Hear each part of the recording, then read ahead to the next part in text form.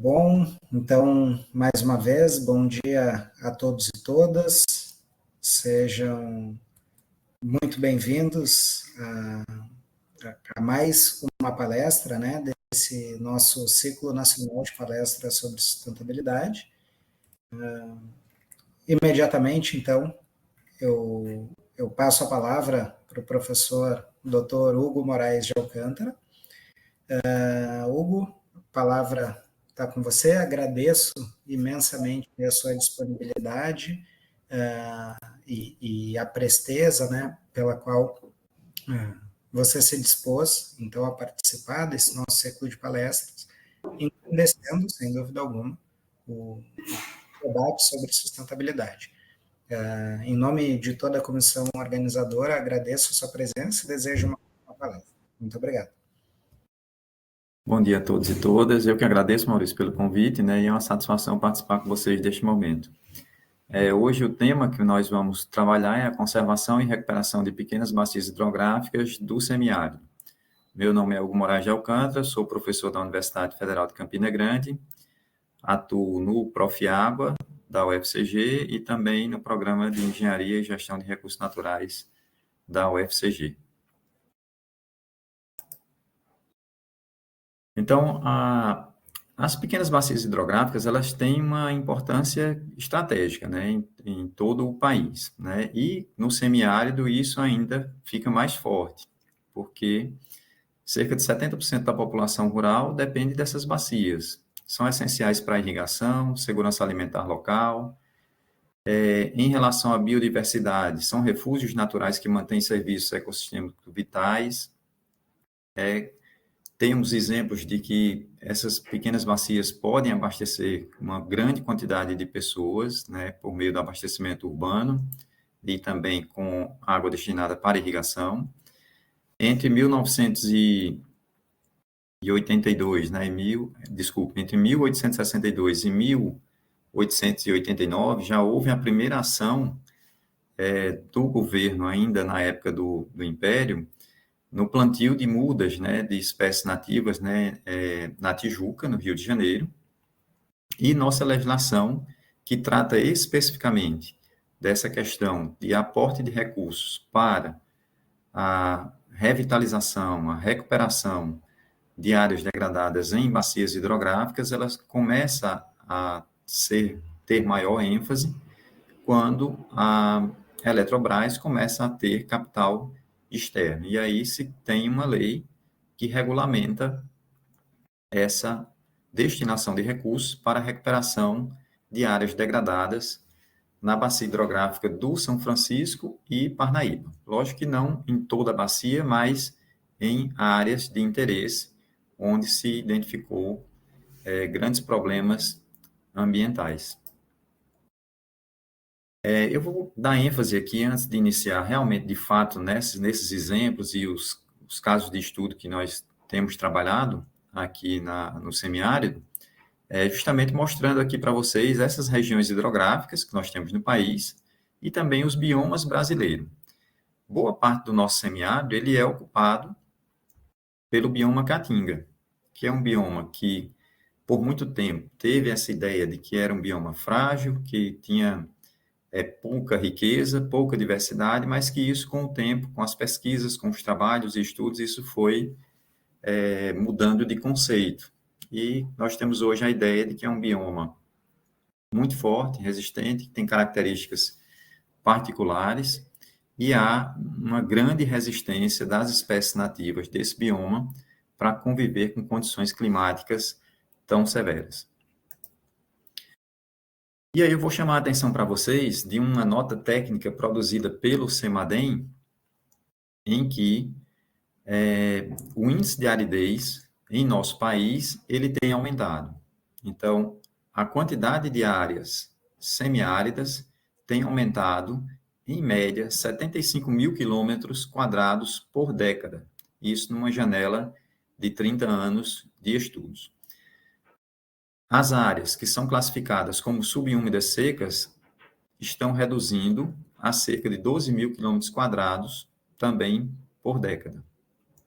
Então, o que nós não tínhamos ainda evidenciado nesse bioma caatinga e na porção semiárida brasileira era justamente a identificação de áreas áridas. E com esse trabalho do CEMADEM, já foi possível identificar esse índice de aridez menor que 0,2 e identificou 2 áreas no interior da Bahia que já estão classificadas como áridas. Então, surgimento de áreas áridas, aumento das áreas semiáridas e redução de áreas subúmidas secas. Então, nós estamos dentro de um cenário bem preocupante, devido a esse aumento de temperatura que nós estamos vivenciando em todo o planeta, motivado por diversos fatores, como remoção da cobertura vegetal, não respeitar essa capacidade de regeneração do nosso ecossistema, tá? Principalmente quando a gente trata de biodiversidade e de espécies nativas da vegetação de cada local. Estou falando especificamente do semiárido devido a esse tema da minha apresentação. Mas no Brasil todo isso tem ocorrido, tá? Então é algo que nós devemos ter esse olhar diferenciado e entender que há necessidade de ações urgentes. E aí eu trago para vocês aqui esse dado alarmante, justamente de que nós enfrentamos 3 grandes secas de 1997 a 1998, de 2015 a 2016 e no período de 2023 a 2024. Se vocês observarem esse padrão de picos negativos abaixo de -1, que ressaltado aí pela cor vermelha desta figura, vocês conseguem perceber esses 3 momentos aí bem marcantes, mas a severidade deste processo que nos preocupa é justamente nessa relação entre 2023 e 2024. E que aqui, para o Nordeste, tem se mantido também durante o ano de 2025. A quantidade de chuvas aqui nos preocupa. Praticamente na porção semiárida, onde necessitamos acumular água em reservatórios, as chuvas não foram suficientes para promover a recarga desses reservatórios superficiais, e aí começa a nos preocupar em relação à garantia do abastecimento de água para as zonas urbanas e também para o meio rural. Isso não é mais uma questão só da região do semiárido brasileiro, tá certo? Então, no ano de 2024, os biomas Amazônia, Cerrado e Pantanal enfrentaram a pior seca dos últimos 70 anos. Até setembro de 2024, 1.200 municípios enfrentaram condição de seca severa. E em situação de seca extrema, neste período já existiam 263 municípios.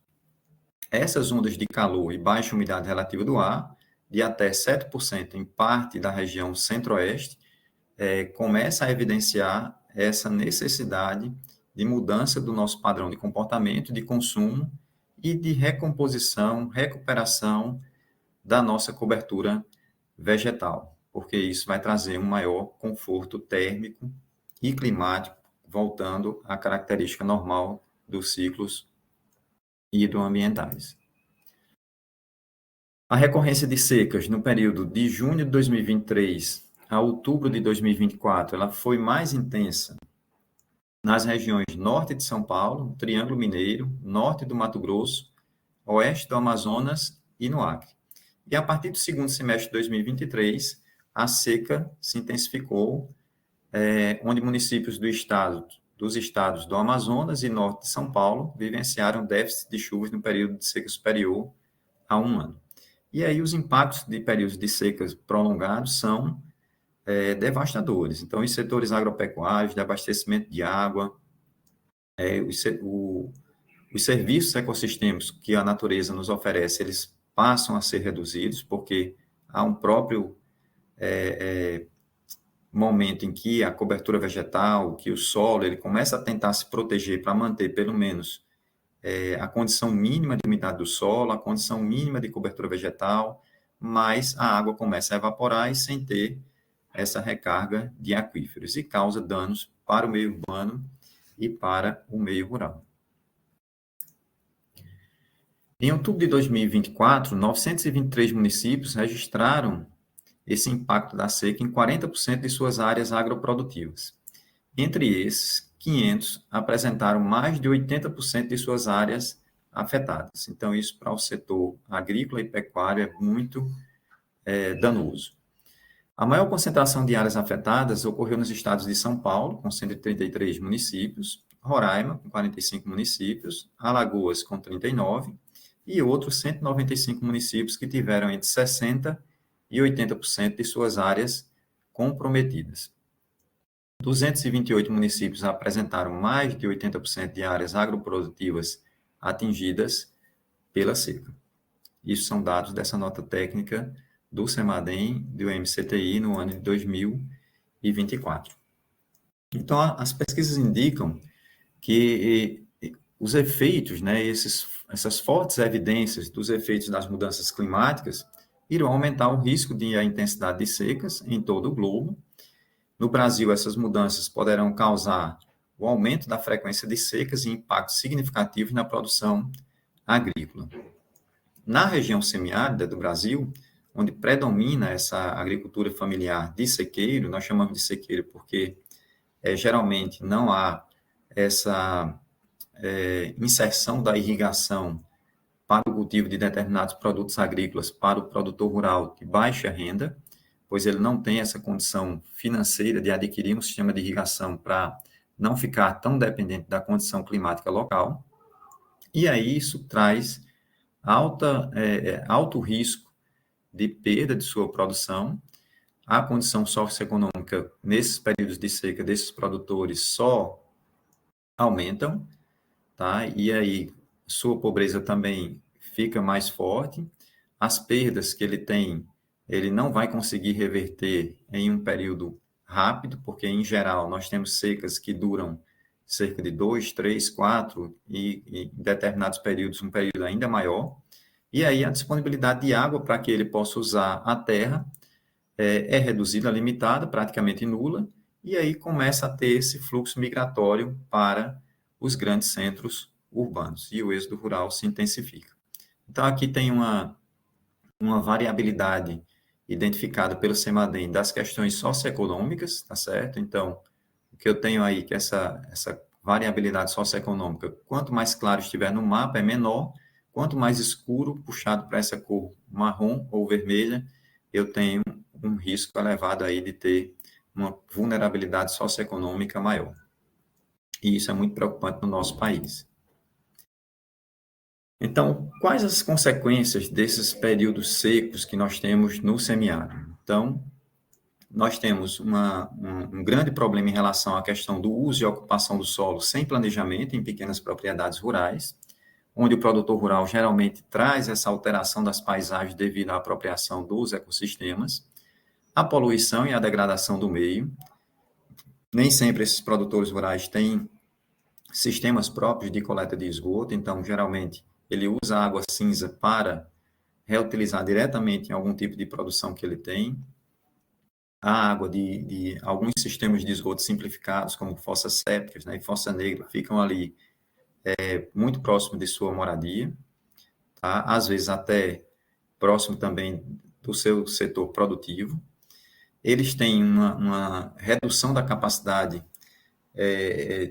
de conseguir perceber que durante os períodos chuvosos eles têm uma falsa ideia que por aumentar a cobertura vegetal na área de sua propriedade, que vai ter suporte forrageiro para os animais, tá? Então, nem sempre se consegue fazer a utilização da produção agrícola e eles partem muitas vezes para a pecuária de baixo desempenho, principalmente aqui na nossa região do semiárido paraibano, com a maioria sendo rebanho de caprinos e ovinos.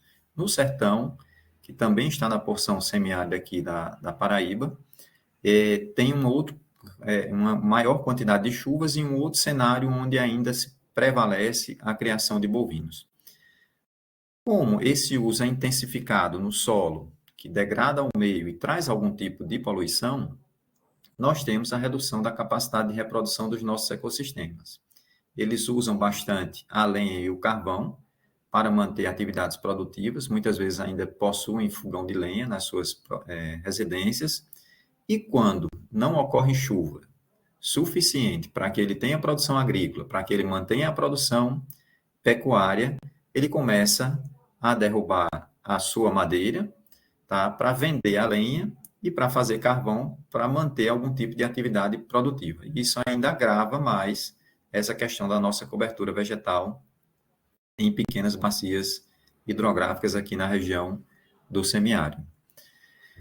Essas alterações nos ciclos hidrológico, climático e biogeoquímico do solo causam danos severos, tá? Como infertilidade do solo e a contaminação da água, e que geram, né, um problema ainda maior em termos de erosão hídrica e de perda de nutrientes, e depois não conseguir mais ter o uso dessa sua propriedade como algo que seja produtivo. Essas figuras vocês vão poder perceber justamente a diferença da paisagem que nós temos, são mesmos locais, tá? Nas duas fotos superiores eu tenho um período chuvoso, período seco, eu fiz o destaque justamente em 2 pontos de referência, né, que são pontos mais elevados da paisagem, que estão destacados aí tanto no período seco como no chuvoso, para que vocês entendam que é o mesmo local da foto. Só que no período seco você consegue perceber que uma pequena quantidade de árvores que consegue manter ainda folhas. Com a severidade da seca no passado do ano, essas folhas não vão mais existir, só vão ficar os galhos. E isso para nós é preocupante devido ao próximo surgimento do ano hidrológico vai trazer chuvas de grande intensidade e de pequena duração. E eu não vou ter cobertura vegetal para amortizar a energia cinética da gota da água que chega até o solo. E isso vai destacar as partículas mais finas, como eu vou ter enxurradas, escoamento laminar passando aí por essas vertentes, chegando até os rios, riachos e ribeirões, e vai transportar esses sedimentos até partes mais baixas, onde a parte de maior quantidade de nutrientes é levada pela água do escoamento. Isso tem sérios problemas, porque aí vai empobrecendo o solo, reduzindo essa camada superficial, que são solos jovens, rasos, de baixa permeabilidade e que tem um embasamento cristalino, não é uma bacia sedimentar. Nas fotos da parte inferior, nós temos uma experiência que nós fizemos uma prática de conservação do solo a partir do ano de 2017, final do ano de 2017, início do ano de 2018, onde nós trabalhamos com uma perspectiva de tentar fazer uma recomposição da cobertura vegetal em uma área de 100 metros quadrados, que são parcelas tipo Ishimaya, neste caso com declividades de 3,6%. Na seção final dessas parcelas existem estruturas para coleta de água e dos sedimentos transportados, onde uma área ficou desmatada e essa outra área a gente tem para fazer essa comparação nessa tentativa da recomposição da cobertura vegetal. Sobre isso eu vou falar um pouquinho mais à frente para vocês, com esses detalhes dessas duas áreas. O que eu quero que vocês visualizem aqui nessas áreas, também está aí destacado essa mesma árvore, que é uma algaroba, que é a Prosopis pluriflora, só para vocês identificarem que é o mesmo local e vocês têm aí a condição do período seco e a condição do período chuvoso. No Nordeste, na porção semiárida do Brasil, nós imaginamos que quando essa vegetação está desta forma, ela morreu. Então, a primeira vez que você visualiza isso, você pensa que a vegetação está morta, mas não está morta. Quando chove, dependendo dessa quantidade de chuva e do regime aí da chuva, se é uma chuva intensa, moderada ou fraca, e o total de chuva que chega até esse local, então eu posso ter entre 5 e 12 dias para que a gente já tenha essa recomposição da vegetação. Então, às vezes, você está fazendo um trabalho de pesquisa e você passa 15 dias que não vai em um determinado local, então a condição visual da área que você monitora pode ser bem diferente, dependendo do regime da precipitação.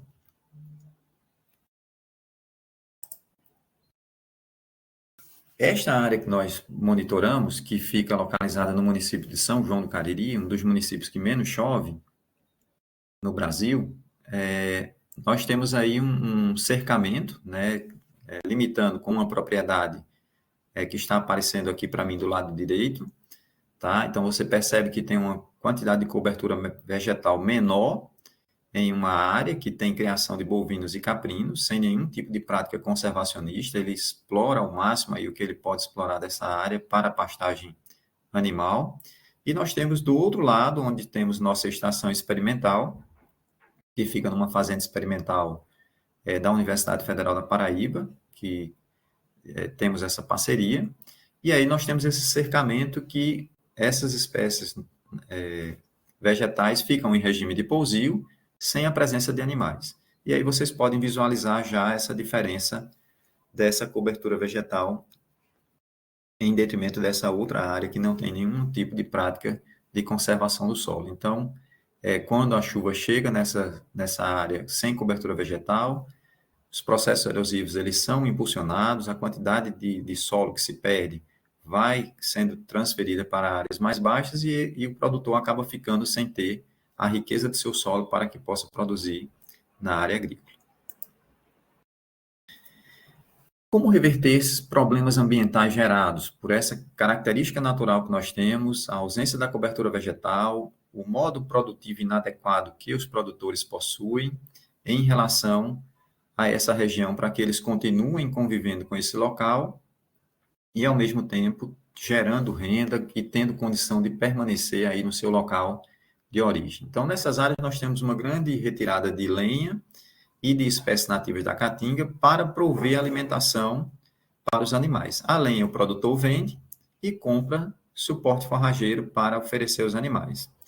É comum também aqui nessa região a gente ter a prática de queimadas. Eles geralmente preferem fazer a limpeza do terreno queimando para fazer algum tipo de produção. Em áreas que estão próximas aos rios e riachos, que são intermitentes, tá? Hoje nós temos apenas perenizados, né? O rio Piancó, Piranhas, Açu, que é uma bacia hidrográfica nacional, fica no sertão da Paraíba, e agora com a transposição de águas do Rio São Francisco para o eixo leste, na Paraíba, temos a perenização do rio Paraíba, mas apenas em um trecho dele. A maior parte dos demais trechos, na região do alto e médio curso do rio Paraíba, as pequenas bacias hidrográficas, elas não têm água perenizada por esse rio. É uma perenização que foi destinada apenas para a produção agrícola, por onde passa a água transposta de São Francisco, e também para o abastecimento urbano.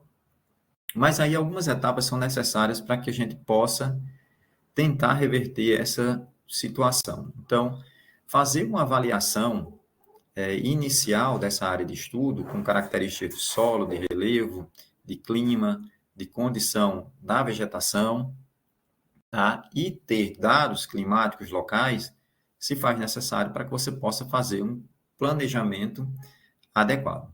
E para fazer esse planejamento adequado, nós temos que chegar até os produtores rurais, porque sem ter a participação deles, isso fica comprometido. Neste caso, nós contamos sempre com a participação do que nós chamamos de um interlocutor local, que é uma pessoa da região, que tem já uma formação, que venceu essa etapa de estar só trabalhando na propriedade, sem ter condição de estudar, ampliar seus conhecimentos e conhecer novas técnicas e tecnologias que possam ser utilizadas na propriedade, e por meio desta pessoa nós chegamos até a casa do produtor rural. Fazemos essas análises junto com os produtores de duas formas: com a participação de estudantes de graduação e pós-graduação, com entrevistas semi-estruturadas, tá? Onde essa entrevista ela é realizada não se fazendo a pergunta, mas conversando com o produtor e com esse interlocutor. Então, nós vamos para as residências dos produtores e começamos a ter uma conversa direcionada justamente por aquele questionário semi-estruturado que foi elaborado anteriormente. E eu tenho pessoas que vão fazer só a marcação daquelas perguntas que têm múltipla escolha, ou fazer a transcrição das respostas das perguntas que estão abertas para a resposta do produtor rural. E isso facilita esse diálogo, porque aí desmistifica um pouco essa questão do que eles querem tirar algo da minha propriedade, eu vou perder minha propriedade, eu não posso informar o que realmente eu tenho, tá? Eles têm muito medo de informar a quantidade de animais que possuem, o quanto eles plantam, quando eles têm essa condição de fazer cultivo nesse período chuvoso, tá? Que aí a gente chama de cultivo de sequeiro. Geralmente aqui eles trabalham muito com milho e feijão, mas estão partindo agora para a produção de forragem animal. É uma realidade. E a partir daí nós começamos a montar cenários de uso e ocupação de solo alternativos para tentar, ou por meio de modelagem, ou por meio de experimentação, identificar o que seria adequado para aquele produtor rural. Para tentar evidenciar essa resposta do produtor rural, sem ter essa tendência do colega, nós fazemos também reuniões com grupos focais. Então, em determinados momentos, chamamos todos os produtores para uma associação e ouvimos fazemos essa escuta coletiva aí das reclamações, dos problemas, do que eles identificam, para que quando um falar, não ficar apoiado no outro. E aí a gente faz primeiro a entrevista individualizada e depois faz essas reuniões com o grupo focal e cruza essas informações para poder montar nossos cenários alternativos de uso e ocupação do solo. Por que alternativos? Temos algumas situações. Em 2013, nós fizemos uma visita numa pequena bacia hidrográfica de cerca de 10,6 km², chamada de Marias Pretas. Essa bacia foi ocupada por descendentes de quilombolas. Então, são pessoas muito retraídas, que têm muito medo de conversar com outras pessoas, mas os filhos deles chegaram até a escola estadual dos municípios de Serra Branca e do município de São João do Cariri. Então, por meio de Nivaldo, que é aquela pessoa que eu falei que era o interlocutor local, nós conseguimos chegar até esse produtor, para entender como eles conseguiam permanecer ali, identificar quais as estratégias que eles tinham de uso e ocupação do solo, de geração de renda, como eles permaneciam naquela área. É uma área não instrumentada, mas que fica muito próximo de uma área experimental que nós temos, que é a Bacia Experimental de São João do Cariri, que está aí destacada no mapa. Fica na subbacia de Poço de Pedras, tá? E cerca de 6 ou 8 quilômetros da seção final da Bacia Experimental de São João do Cariri. Então, nós fizemos toda a parte de uso e ocupação do solo, fizemos a delimitação das propriedades, identificamos os modos produtivos e começamos a identificar quem tinha maiores problemas e quem estava disposto a cooperar ou não com aquela resposta que nós estávamos querendo fornecer para eles. Então, visitas para diagnósticos, participação do interlocutor local, autorização dos produtores rurais para que a gente possa fazer esse trabalho, e aí nós começamos a fazer o que nós chamamos de caminhada transversal, tá? Muitos usam em regiões com áreas maiores a cavalgada transversal ou utilizam motos para fazer essa visita nas propriedades, para identificar esses problemas e estabelecer estratégias de recuperação de áreas que já estão em um estado de degradação avançado. Então, nesse momento, nós identificamos que alguns produtores eles tinham interesse em fazer o uso de alguma tecnologia de conservação e recuperação ambiental. Então, essa disposição dos proprietários em alterar o modo produtivo, tá, de como eles estavam utilizando os recursos naturais, é porque praticamente eles não tinham mais nada o que usar. Então, essas propriedades que estão destacadas aí em cinza, mas com um tom mais claro, então foram esses proprietários que tinham interesse em participar da ação de forma direta. No meio da bacia, que tem esse cinza de cor intermediária, eram os proprietários que estavam indecisos. E quem tinha uma condição de conservação melhor, não tinha interesse em participar. Então, nós montamos 4 cenários de uso e ocupação, utilizamos um modelo de simulação hidrológica para fazer essa identificação de cenários alternativos de uso e ocupação e calculamos essa quantidade de produção de sedimentos aí estimada pelo modelo em toneladas por hectare por cada subbacia.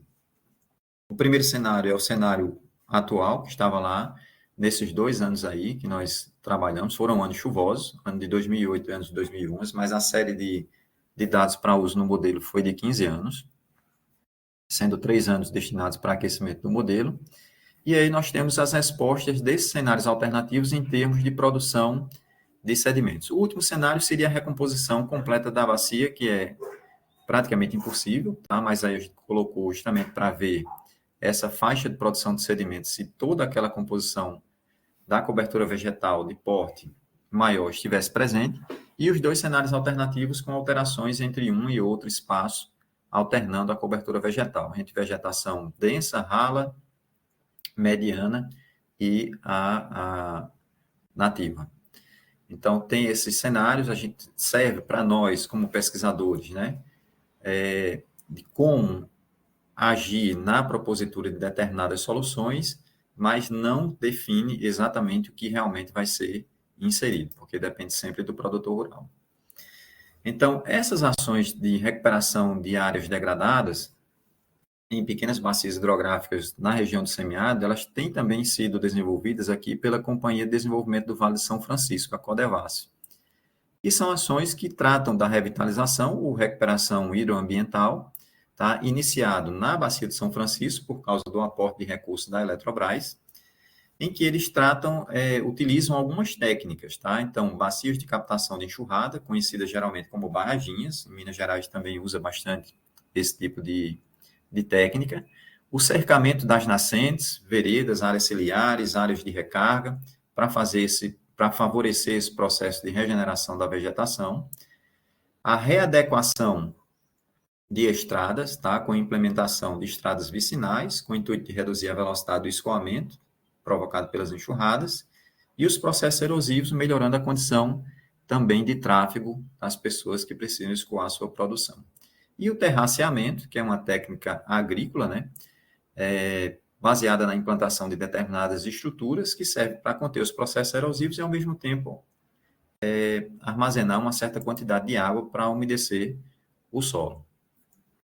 Antes de fazer essas ações, a Codevasf também faz uma mobilização social e o diagnóstico hidroambiental, conversando com os produtores em rodas de conversa, de forma individualizada, com empresas que prestam serviço à Codevasf, e eles vão até estes locais e identificam quais são os problemas dos produtores rurais para se fazer uma avaliação da situação por meio de visitas de campo, tá? E identificam caso a caso e os locais e a proposta individualizada para cada local. Então, aqui, essa etapa do diagnóstico ambiental é fundamental, onde a gente tem que identificar a quantidade de cobertura vegetal, quais as propostas que devem ser introduzidas. Então, aqui eu tenho uma erosão em sulco, né, uma estrada vicinal, cercamento de áreas de nascentes, para você ter a proteção dessas nascentes e a não degradação dessa área, e nos solos que estão mais expostos, qual vai ser a estratégia que vai ser indicada para ou a recomposição da vegetação ou a recuperação dessa área degradada. Então, em geral, se aconselha fazer esse cercamento de nascentes, né, e plantio de espécies nativas nessas áreas para que se torne, né, um local onde a precipitação vai chegar, vai ser interceptada pela cobertura vegetal e vai infiltrar no solo de forma lenta, sem que ela chegue até o solo e rapidamente escoe e não chegue a infiltrar no solo, que pode acontecer aqui também em nossa região. As bacias de captação de enxurradas, né, chamadas barraginhas, então são áreas que você identifica os locais onde aquele escoamento, né, de uma determinada estrada de terra poderia estar causando problemas de erosão, elas vão destinar essa água agora para uma área específica que fica tornando essa área mais úmida e fornecendo umidade ali pela infiltração no solo. Aqui exemplos, né, de como pode ser construída essas barraginhas, que aí pode ser utilizada essas máquinas, né, que tem essa facilidade, né, com tratores.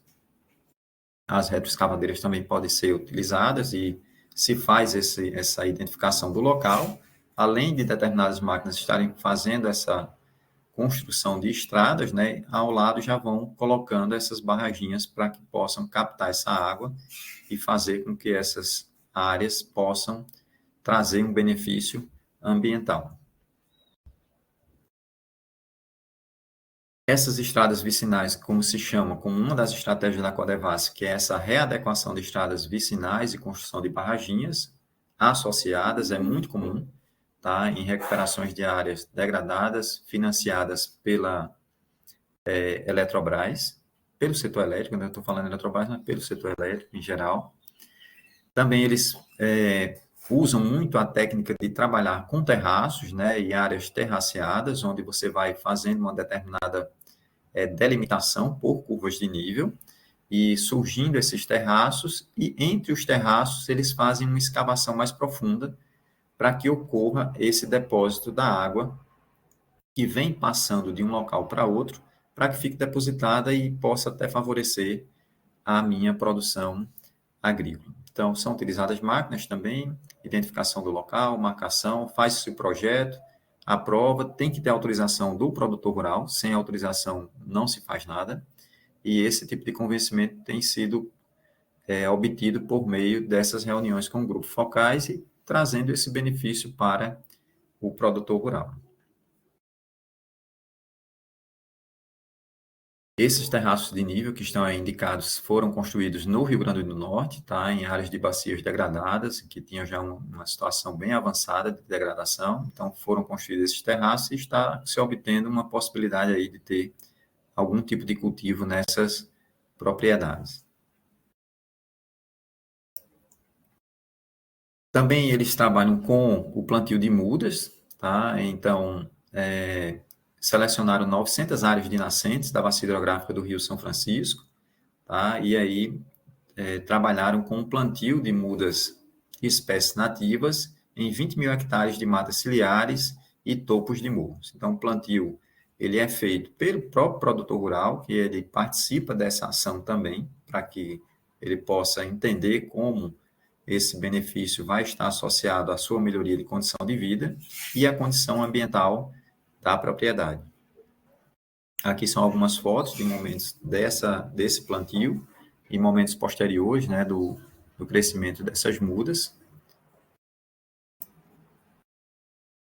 Também se trabalha com a estabilização de vossorocas e de margens de rios, então é um processo aí já mais complexo para se fazer a reversão, a recuperação de áreas degradadas como essa. Há necessidade de projetos de engenharia mais robustos, né, e de um aporte de recurso maior para que seja financiada aí essa estabilização de margens de rios, quando for o caso, e ao mesmo tempo de fazer essa reparação aí em relação às vossorocas com barramentos sucessivos, com tipos construtivos de barramentos sucessivos para minimizar esses processos erosivos aí nas propriedades que vão causando grandes danos ao produtor, porque ele vai perdendo a área produtiva na sua propriedade.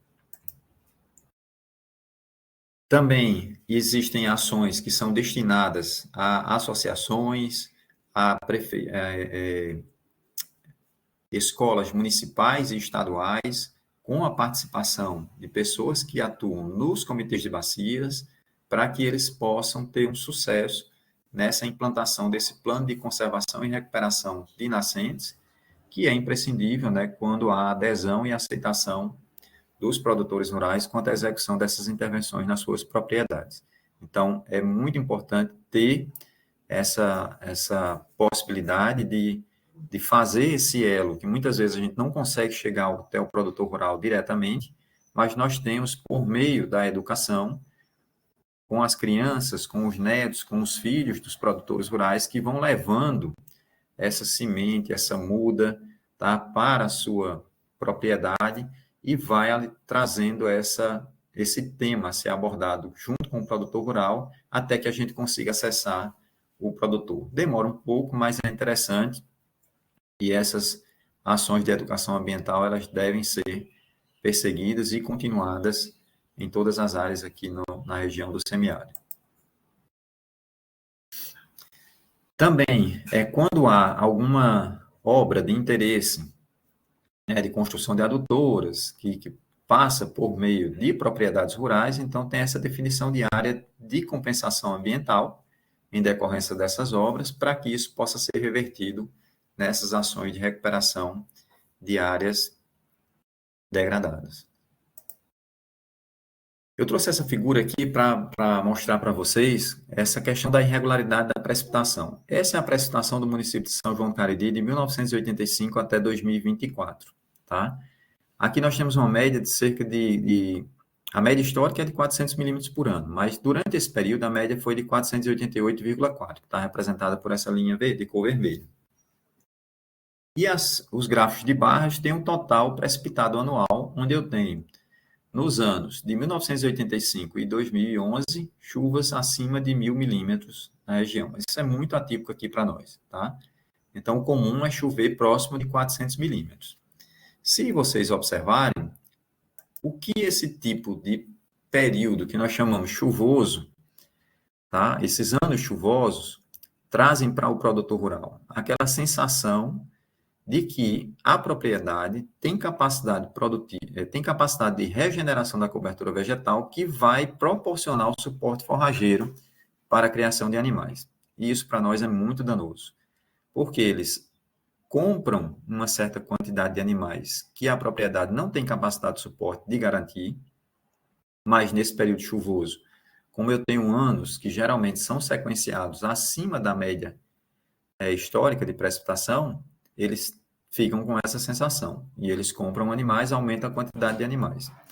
Quando chega o período seco, o que é que ocorre? Aí vem o desastre. Eu tenho chuvas abaixo de 400 milímetros, ano. Isso é ano, viu, gente? É total anual de precipitação pluviométrica.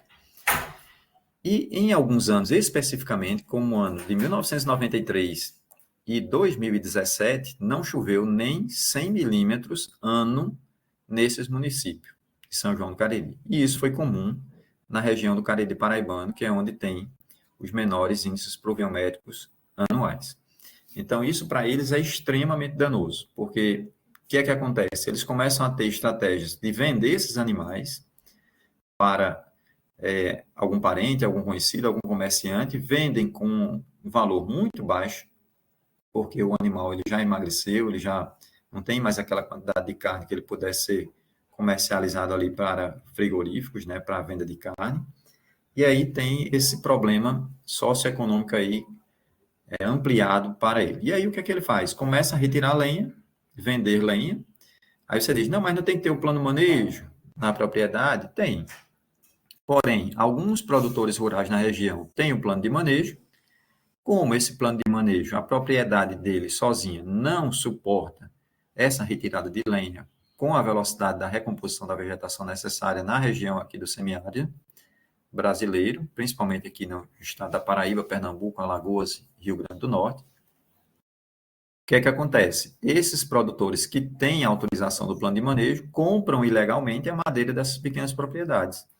E aí vai removendo essa cobertura vegetal que tem um problema sério em termos de não tenho mais proteção em relação à chuva, a chuva chega, praticamente não infiltra, escoa. Né? Nós temos casos em unidades experimentais de identificar em áreas desmatadas escoamento de até 80% da precipitação. Tá? Então, menos de 20% está infiltrando. Então, isso é muito, muito danoso para o solo e para a cobertura vegetal. E aí, para evidenciar essas relações, nós trabalhamos com medição de processos hidrossedimentológicos em pequenas áreas experimentais que vão de 100 metros quadrados, que são essas duas parcelas que vocês estão identificando aí como P1 e P2, onde uma delas nós inserimos uma prática de conservação do solo no ano de 2018, e, além disso, a recomposição da vegetação com mudas de espécies nativas da caatinga. Demoramos um pouco para chegar até esse ponto, porque tivemos que entender qual o melhor momento de coleta de sementes, como fazer a quebra da dormência dessas sementes, qual tipo de substrato é necessário para que eu possa produzir a muda de forma mais rápida, de uma forma natural, sem estar utilizando o processo da biotecnologia, e como fazer com que essa muda ela tenha um tamanho adequado para que eu possa fazer o plantio e ela consiga suportar a condição climática natural. Então, aí a gente tem trabalhos com estufas e tem trabalhos com áreas externas, onde a gente faz o que chama de dança. A muda é produzida, vai para a estufa com rega, depois sai da estufa para começar a aclimatar com a condição natural, volta para a estufa até que ela esteja num ponto adequado e tamanho ideal para que a gente possa fazer o plantio. E aí, começamos com esse trabalho fazendo esses testes em 2014, mas só a partir de 2018, com a propositura de ter a retirada de um solo com um banco de sementes maior, colocar sobre essa área da parcela 2, triturar bagaço de cana-de-açúcar em forrageira, cobrir todo esse solo e plantar as mudas, é que a partir daí a gente começou a ter sucesso na recomposição da vegetação da área da parcela 2. Envolvemos alunos de projetos de extensão, de iniciação científica e também da universidade em curso de graduação, alunos de pós e também os PIBIC em ensino médio, que são bolsistas do ensino médio que vão também estar inseridos nessa prática. Geralmente filhos de agricultores, para que ele possa disseminar essa prática na sua propriedade. No final, eu tenho tanques que vão coletar água e sedimentos, para a gente identificar a quantidade de escoamento e quantidade de perda de solo que nós temos, quantificado em produção de sedimentos em toneladas por hectare, e identificar se isso ultrapassa os limites recomendados pela FAO e outras instituições de ensino e pesquisa. Aqui tem um croquis de como foi feita essa distribuição das mudas. Então, as mudas tinham uma certa distância em relação à lateral da parcela e também em relação à própria muda, para que não houvesse uma sobreposição no futuro. Foram 22 mudas de 8 espécies nativas da caatinga, que inserimos no mês de julho de 2017, e identificamos também um período com 13 dias de chuvas consecutivos, onde houve uma infiltração da água no solo, porque eram chuvas de pequena intensidade e também de pequena altura pluviométrica, mas que praticamente a água infiltrava no solo, e a partir daí foi que nós obtivemos esse sucesso, entendendo que os meses ideais para fazer o plantio seriam os meses de junho e julho, e não como nós imaginávamos na quadra chuvosa, onde eu tinha chuvas torrenciais que geravam escoamento de grande intensidade. Aqui, para vocês terem uma ideia de como isso mudou, tá? De janeiro de 2018, quando a gente já tinha todo o processo implantado aqui na parcela 2, tá? E aqui em abril, após a ocorrência das chuvas, certo? A parcela 1 sempre desmatada, para ser o ponto de comparação, e a cobertura vegetal aí de P2 no período seco e no período chuvoso. Aqui em abril de